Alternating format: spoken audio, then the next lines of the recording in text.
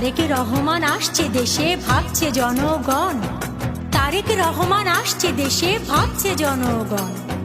সবাই মিলে দেশ করব, এটাই মূলধন। ফেব্রুয়ারির প্রথমার্ধে দেশে ভোট হবে বলে চায়ের দোকানে সকালে বিকেলে ভোটের গল্প চলে।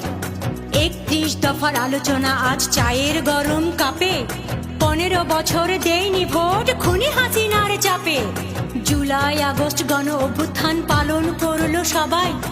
এখনো দেখি এদিকে ওদিকে মানুষ হচ্ছে জবাই।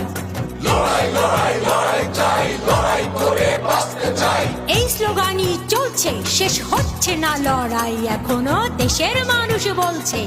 দিল্লির বুকে পাটি পেতে বসে আছে খুনি হাসিনা।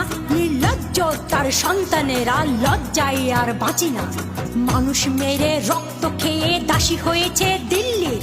খবর নেয় মাঝে মাঝে ফোনে রেখে যাওয়া সব বিল্লির। কিছু এমপি আর মন্ত্রীরা আছে বন্দি জেলের ভেতর। চেহারা দেখলে মনে হয় যেন বন জঙ্গলের ইতর। উপদেষ্টাদের ইচ্ছে মতো চলছে এই দেশ। তাদের ইচ্ছে পূরণ করে দিচ্ছে যে আদেশ। তাদের কাকু হাসিনা আপু সবাই থাকেন বিদেশ। আহা, মোবাইল ফোনের ভিতর দিয়ে এখনো পাঠায় সন্দেশ। কয়েকজন ছাত্র মিলে দেশটাকে কি খাবে গিলে। সবাই দেখছে চলার গতি, তারাই হচ্ছে কোটিপতি। শুনলাম নির্বাচনের নামে নাকি চলছে রে ভাই খেলা। ভোট না দিলে জনগণ এবার ধরে দিবে ঠেলা। এবার ভোট হবে কি শুধু লোক দেখানো।